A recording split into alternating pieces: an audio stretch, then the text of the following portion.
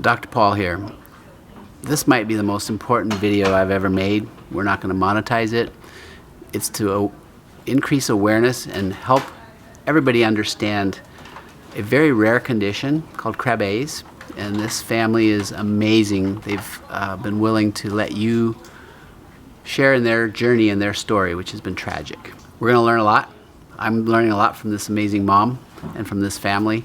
And the take-home message is there are some newborn screening tests that are not being done universally in every state that would pick up Krabbe and several other of these metabolic disorders that are actually, there's treatments that could prevent symptoms. Actually, these kids could be fine. So we're going to let you into their journey. Let's take a look.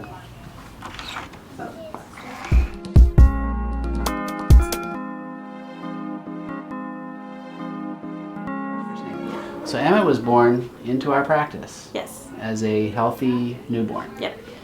And what happened? So we didn't have any idea that anything was wrong until Right. he was about, realistically like 12 months, but around 6 to 9 months, Yeah. he kind of leveled off with his growth chart. Yeah. So we just kind of kept an eye on him, and Yeah. by 12 months he wasn't crawling, so he wasn't meeting some of those bigger Milestones. like gross motor milestones. Yeah. So that's when you made the decision to Yeah. follow up with OHSU and their neurology clinic up there. So. Yeah.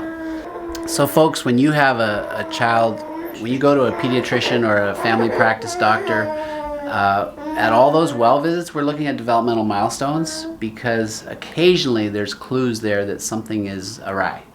And this is such a rare thing that honestly, I had no idea at the time this is what we were dealing with, but I just knew it wasn't right. Yeah. And then, so take us through the progression of what's happened since then. Since then. Yeah. So in June of 2017, we got an MRI. And initially, the brain MRI showed that there wasn't anything wrong. Then we followed up with the people up at OHSU, and they couldn't find any reflexes, any deep tendon reflexes. And so then they started to do some more tests. Meanwhile, he continued to grow and develop and learn how to talk and feed himself, and was starting to walk with assistance. Okay. And that's learned, what age now? About 18 months?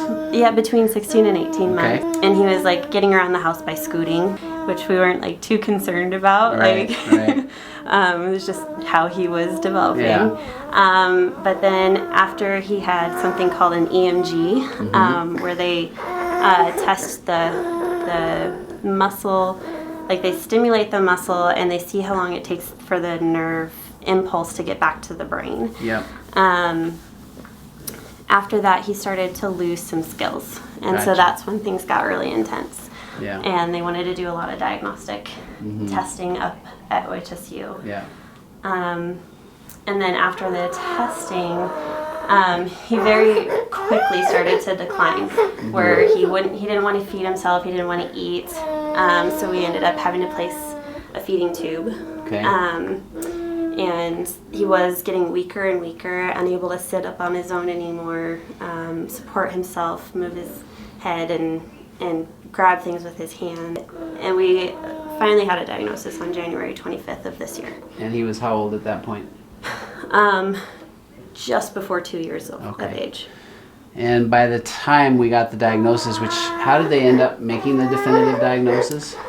It was a combination between a genetic test and a blood test. Okay. So the blood test confirmed it. It was called a lysosomal enzyme function test. Okay. And that's where they saw that a specific enzyme was not being created in order to get rid of toxins in his nerve cells. Yeah. Which is what is causing what's called a leukodystrophy. Yeah. Yeah. And then I think the genetic testing found it to be specifically Krabbe. Yes. Right. Yep. So there's about 50 or more leukodystrophies, and the Krabbe is one that they now do have genetic testing that can be done for newborn screening. I know that's been a real heartache for you. Right.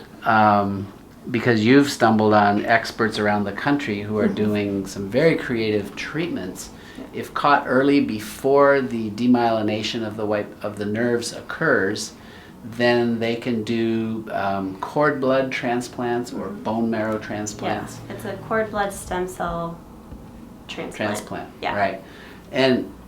And this is worth thinking about for people who are wondering about newborn screening and also about, should I bank my baby's cord blood? Right. If you're not going to bank your cord blood, then you should at least donate it. Right. And that's free of charge. And Right. And it can save little babies' lives. Yeah. So, yeah. Yeah. And you have found an organization, I think, that will help with this process of connecting families to resources. Yeah. It's called Hunter's Hope Foundation. Yeah. And it was set up by Jim and Jill Kelly, who Jim Kelly was a NFL football Hall of Famer. I'm not I'm not a football fan, but I'm a fan of his. Yes, Jim Kelly, we are a fan of yours for setting up this amazing foundation. Yeah. You know, we're going to talk with you about how you want any proceeds that come. We're not going to monetize his story because it's just to give people information, but people, we're going to put an opportunity for people to donate, and probably there'll be like maybe a GoFundMe page for your family, because oh my goodness, we joke about what you've gone through, but it's no joke. Right. It's constant care 24/7 for the last year plus, and traveling around the country and then living in the hospital, and it's ongoing. So you'll see that in the link in the description for those of you who want to support the amazing family that with what you're going through, but also the Hunter's Hope Foundation. Yes. That I think that was your connection, wasn't it, to the resources, perhaps? Yeah. Yeah. Absolutely. So super important. Emmett, your suffering won't be in vain. Right. Right? Yeah. And that's the whole thing, you know, when we know better, we do better, and you know, we're just so sorry that you're going through this, and so you're so brave. Thank you. And making such a big difference. And even letting you into her home so you can see what life is like when you're losing skills. So as the liposomes, which are supposed to help you get rid of toxins, aren't able to do that, then lacking that enzyme, you can't myelinate your nerves. In fact, they start demyelinating. Right. So once a nerve loses its protective sheath, it can't conduct the message. Right. The signal's gone.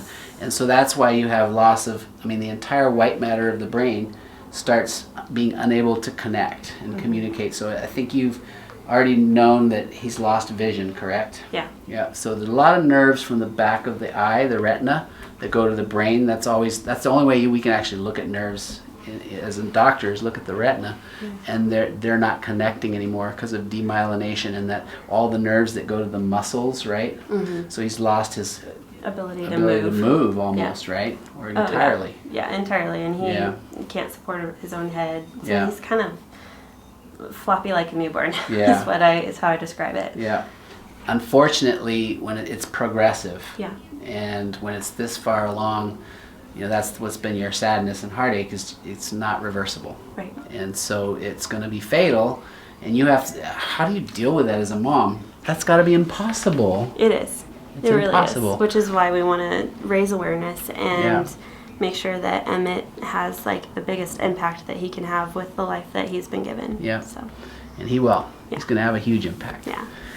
This mom, she holds this guy 24/7 because at this point he can't see. I don't know if can he hear? He can hear. He can still hear. He can still hear. Okay. 2, 1. Why did I just get you? Why did I get you? Everything. Imagine the fear when you went from once having the ability, all those abilities, and they're lost, and you're the only comfort he has. Yeah. So, you're one of my heroes. Thank you. Some of us go about our lives and we're not aware of the suffering that's going on for others, especially when the suffering can be avoided, which is why you're such a champion for Emmett's life to have meaning. Last time we were together, you and your husband came and we spent a couple hours talking about end of life stuff. Now, folks, this stuff's tough because if you have a child, you know how you bond with that child. And you got Mama Bear here. So how does Mama Bear reach that point where she can say, I'm going to let you go, my baby? Right? Yeah. And it's going to happen, right? And so there's, some of you know you deal with this in end-of-life stuff for old people, right? I was just with my aunt this summer ago. She had recurrent breast cancer and she was dying. And I had this instinct she was dying, and I wanted to be there because she was like a mom to me. And I got there a few hours before she died. It was tough, but she had a do not resuscitate, right? Because you're going to die. At some point you accept that you're going to die. And so the medical people, all we know how to do is try to keep people alive. Yeah. So, it's shocking the heart and chest compressions and mouth breathing and then intubation, right? So those are all sort of those end-of-life decisions that at some point, I think we scratched that surface last time, but at some point you and your husband are going to go, you know what, we don't want to prolong the suffering any longer. Yeah. Right? And so that's a decision that has to be made at some point. Then there's the decision, do you want your baby to die with you at home or in the hospital? Right. Because when you go to the hospital, I'm a doctor, I used to be a hospital attending, I used to teach residents and medical students, and we keep people alive. Yep. We're good at that. Yes. Even if it means, so we're already feeding with a G-tube right now, but we can put a tube down so you're breathing, we're breathing for you. And if you get infections, we're going to have IVs and we're going to be doing antibiotics, and we just fight. Absolutely. Right? Yep. So, the decision to just have the end-of-life experience at home is one I think you're starting to embrace. We've got hospice coming on board now. Yep. And these are tough decisions, folks, but if you have a terminal illness, whether you're a grown-up or you're a parent of a little kid, you have more control at home. Yeah. You really do of those tough decisions. And with hospice, the goal is to keep the individual comfortable so there's no pain. From Emmett's perspective and from what we experienced 10 days ago in the hospital, is the timing of it is just so coincidental, or I don't know, ironic, because we sat down and talked on a Tuesday, and then Wednesday he started throwing up bright red blood. So and then by Thursday we were in the hospital. Yeah. So we had to start really seriously talking about what we wanted for Emmett and what Emmett would want for himself. Right. When he went through the transition of not being able to see, we could just tell that he was devastated. Right. Which of course it would be devastating. Right. And you're 2 and you don't understand why is this happening. Why is this to me. happening? Every time he's gone under anesthesia, we've noticed a regression in his disease. We were kind of confronted with a decision that we had to make in the hospital of, do we put him under anesthesia again to find the source of this bleeding and take care of it, but risk him losing the ability to hear, which is the only thing that's giving him joy right now. Right. Right, and that makes him and a part of our family. And, Right. Or do we, if the other more least invasive medical treatments, if those don't work, are we ready to say goodbye? So you actually had to deal with those questions this round. Yep. So it's hard to say in the moment, Right. I'm ready to let you go. Yeah. And we didn't necessarily come to a firm decision, but it was definitely something that we had to consider. Deal with that. Yeah. Having gone through what you've gone through,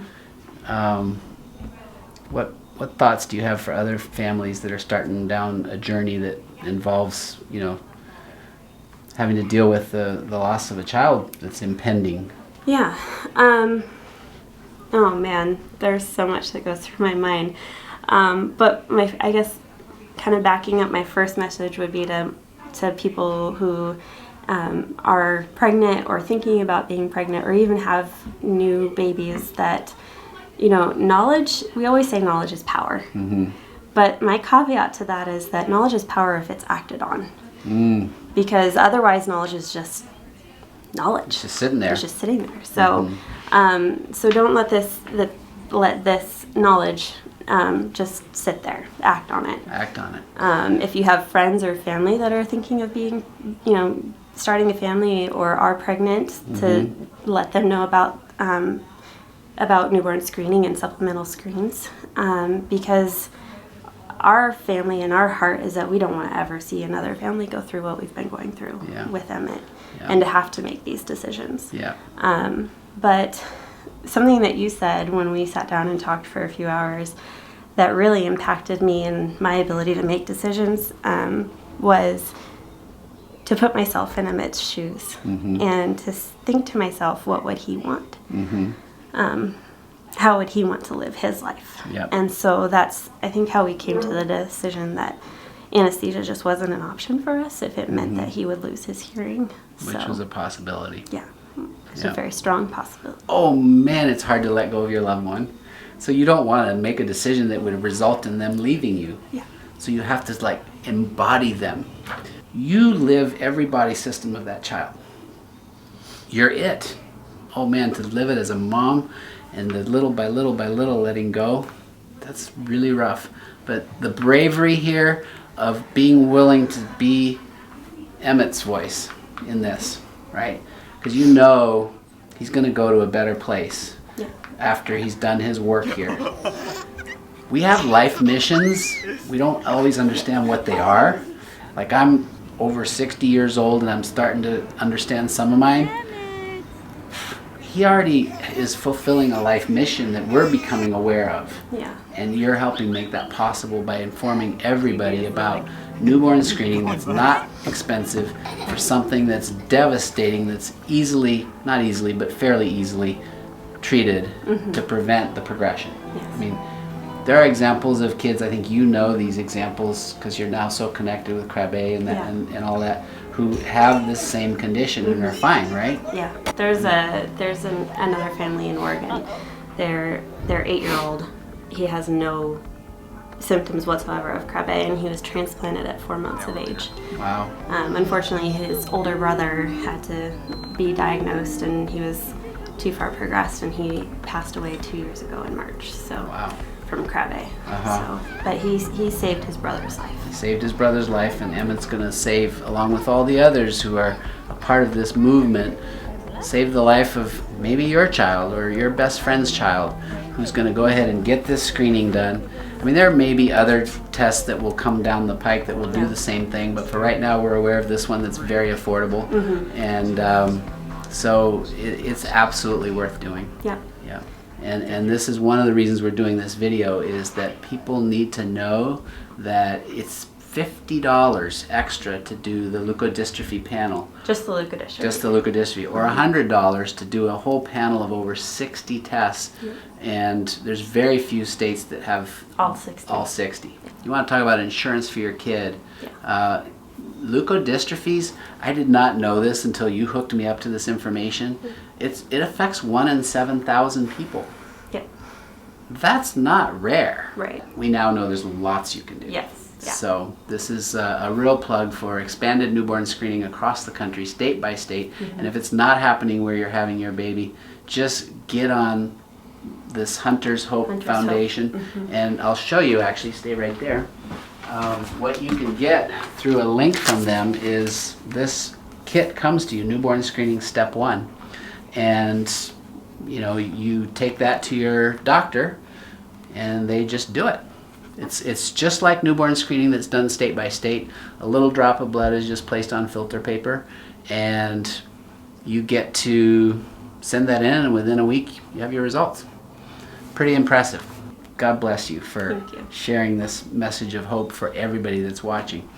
Don't go away though. Stay right there. You're comfortable, he's comfortable. Okay. Hi, how are you? So, you know Jan, don't you? Alright. We just wanted to give you a little something.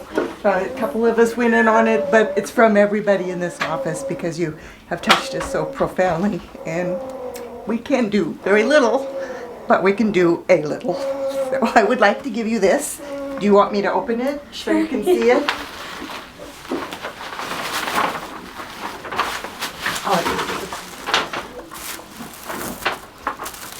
Guys. I tell everyone you're like our second family. We love that. We feel like that. Okay, Jan, you can show it. Okay, so it's just a little something to give a hug. And on that side it says What does it say on that? somewhere over the rainbow. Somewhere over the rainbow. Look at that. Show the camera too. It's beautiful. Gosh. And then on the back side, Like, Jan. She's the artist.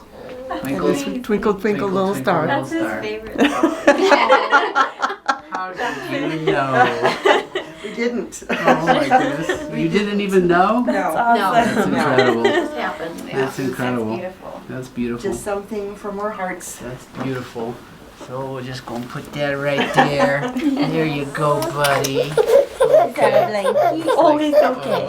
It's okay. Oh. I really sincerely love it. And he will too. I know he does. Yeah. Yeah. Thank you guys. Yeah, you're welcome. I love you. Oh, it's so